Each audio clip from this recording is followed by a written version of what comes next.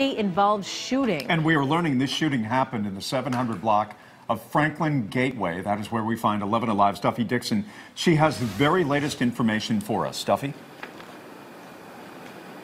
I am live at the Liberty Point Apartments, and in fact, we just watched the crime scene technicians from the GBI come in here with their mobile lab. They will be assessing the scene. As you mentioned, they take over. This happens anytime there is an officer-involved shooting. And here's what we know. This happened shortly before 7 p.m. There was a undercover unit trying to serve a warrant. They're part of a unit that covers drugs and weapons, and they came here with a very specific purpose. Listen to what the Sheriff's Department says happened next. The Cobb Marietta Smyrna Narcotics Unit, which is an undercover unit, was executing a search warrant in a drug and guns case. When they were here at the apartment, they had contact with a suspect in that case. Suspect attempted to run over a deputy sheriff in a vehicle. Shots were fired. Suspect is deceased. We've recovered from the scene drugs and numerous weapons. The GBI has been called in to take the lead in the investigation. Now, according to the Sheriff's Department, that deputy who was involved in the shooting, he is the only one who was firing shots at the suspect. He has now been placed on administrative leave. We asked how long this investigation, as far as the undercover investigation, had been going on. They said quite a while. And the suspect that was shot and killed was the person they were looking for. That is the person who was listed on the warrant. And apparently he was in a vehicle when they tried to get him into custody. They say instead he tried to run over that deputy. Back to you. All right, we will have more on this stuff. He will have more information for us coming up tonight at 11 o'clock on 11 Alive. We're also tracking storms this evening. Rain moved into metro Atlanta. It was something to see, and it has left behind some damage in some areas. Take a look at this tree down on Randolph Street near Highland. The tree took out power lines in that area, and they have been working on them ever since. Something to see and something to hear. It was yeah, really. Pretty strong rain here in Midtown. And the rain, yes, it's persisting overnight. And of course, we're now looking at the 4th of July holiday, Chris. Yeah, we're going to see some of these showers continuing with us tonight while you're sleeping. We're in a break right now. We've had these heavier showers that came through just a little bit earlier. Now these have pushed up into parts of northeast Georgia. Still some moderate rain over Athens right now. Also into parts of Hall County. This was a lot heavier earlier when it came through Atlanta. It's been gradually weakening a little bit as it moves up toward the north and east. We're not seeing any more lightning with this out there right now either. As you go back toward Atlanta, we're in a bit of a break, a little bit of light rain, but we're not over for the rest of the night. We've got some showers and storms coming in across the line here in Heard County and also Troup County, right down there at West Point Lake. Again, nothing severe with that either. Just some good showers are going to be passing through those areas too. And this is the pattern we're going to be in as we go through the next couple of days. Let's take a look at the bigger picture, and I'll show you what to expect as we go through the rest of the overnight hours. That band of heavier rain through Athens continues moving up toward the east, and it'll die out. But then overnight while you're sleeping, you may hear a little bit of rain outside your window. Still a possibility of a flash of lightning or rumble of thunder, but nothing really major overnight. And then in the morning, here we are at 7 o'clock in the morning. The roads are still going to be wet. You'll be driving through some light rain, and then more bands of heavy rain coming out of Alabama, moving into West Georgia. Stay with us. We're going to pinpoint the rain chances increasing during the day on Friday. And yes, we are looking ahead to that 4th of July holiday and let you know whether or not those rain chances will go down. Thank you, Chris. A Gwinnett County grand jury decided today to indict 2 teenagers on all charges. This is related to the murders of 2 grandparents.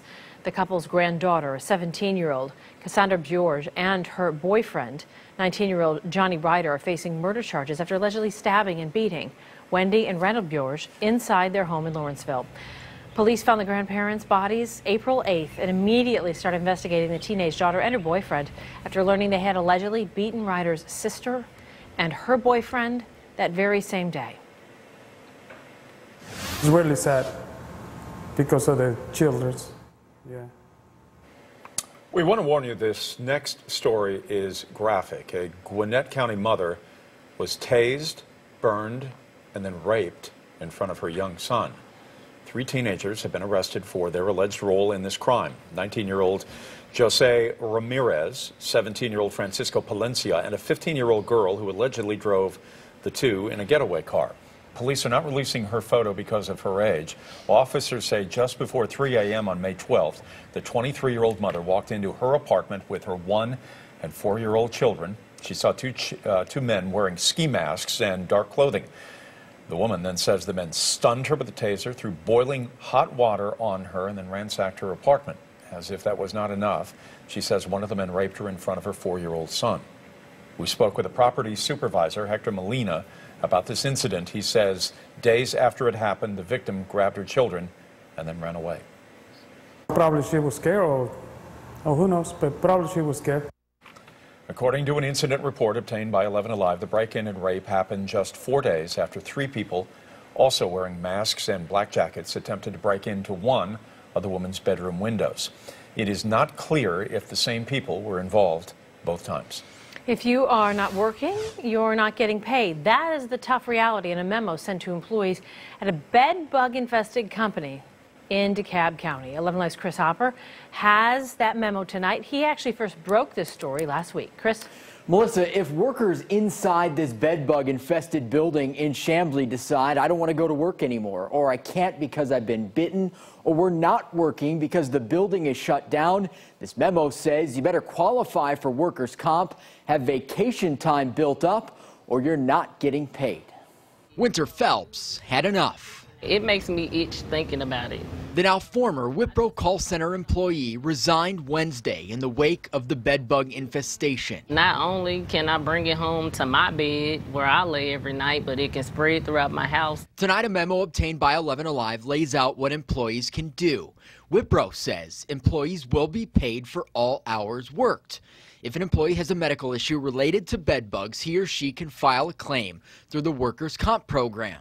Employees who choose not to come to the office may use paid time off or simply take unpaid time off.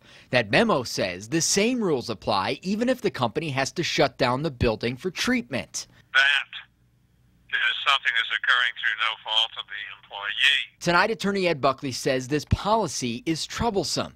Even those who qualify for workers' comp, which is just a fraction of their regular pay. This can be the difference between being able to buy groceries or pay the rent or make that car payment. That's Phelps's big concern tonight. As a newer employee, she hadn't earned paid time off yet, so she quit, knowing she couldn't step foot in that building again. I'm trying to figure out how I'm going to pay my car note, other bills. It's hard, you know, and I think it's awful the way they're treating us. And Attorney Ed Buckley says it's good the company is trying to rectify the situation. They're also willing to pay for in-home treatments and consultations for workers. But Buckley says it's possible employees may be able to get some relief from the owner of the building and the manager of the property. Melissa? Chris, thank you very much. Police living in one DeKalb County neighborhood tell us they're worried about their safety now after a woman was shot and killed and then her body was left in a creek. The neighborhood used to be the home to the Hidden Hills Golf and Country Club. It's been abandoned, though, for years. Some of the former holes have become just an overgrown mess, and residents say this isn't just an eyesore, but it is a serious safety concern. It was nice. They kept it up. It's well groomed and everything. It's getting to be a concern in this area now. Hopefully, things get a little better, you know. The former golf course went bankrupt several years ago. It is now owned by a private company out of Jacksonville. We tried reaching out to the company several times today, but the company doesn't have a phone number listed or email addresses that are accessible. Police say a man accused of shooting a 73-year-old to death in southwest Atlanta this morning has now turned himself in. Police say the victim and his brother were helping their friend move out of a home near Dean Rusk Park when the woman's boyfriend showed up. Then a fight ensued. Police say the boyfriend, 57-year-old Donald Woods, then pistol whipped one of her brothers, then shot the 73-year-old in the head, killing him. Neighbors say they don't usually see crime in the area like this. You don't really see people really get killed in this neighborhood. I mean, other than a bunch of car break-ins, there's nothing like this. Police are still investigating exactly what led to that shooting. Authorities have identified a home invasion suspect killed by a father and son in DeKalb County. He was only 19. 19-year-old Malik Thomas held the father and the man's 16-year-old son at gunpoint on Tuesday night. The victims told officers that Thomas forced them to drive to a bank in Lithonia. When they arrived, police say the father and son managed to overpower Thomas. The father took the gun, then shot the teen to death. Police say the shooting appears to be justified and the father acted in self-defense. Some really heavy stories tonight. This one taking a bit of a transition. From that heavy crime tonight, state funding for local mass transit across Metro Atlanta and the rest of Georgia may soon shift from just a pipe dream to actual reality. That's thanks in part to someone who might once have been an unlikely champion. This is what we're hearing from John Schierick tonight. He's from Blue Ridge, representing rural Georgia in the State House, and he is also Speaker of the House, David Ralston, one of the most powerful leaders in state government. And Ralston is making sure legislators from rural and suburban and urban Georgia hear him loud and clear. Unless the state considers helping Metro Atlanta pay for more transit to unclog its traffic, the entire state economy will suffer. Integrate transit into this state's transportation future. Transportation won't guarantee you economic development, but I can tell you this. Without transportation infrastructure, you will not have economic development and job creation. And with that, Ralston's new Special Legislative Commission was off and running to come up with the first ever state plans for more local transit, buses, trains, subways across Georgia, including Metro Atlanta. On this commission, Fulton County Commissioner Liz Hausman, who tells me Ralston's support is profound. People recognize in today's global economy that Atlanta is the economic engine of the entire state.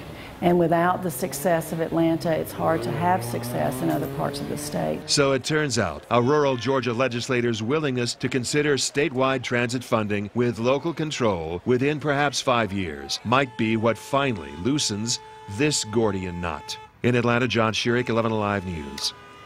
Still ahead, the president's travel ban has now gone into effect, but there is confusion over who is and who is not allowed into the country.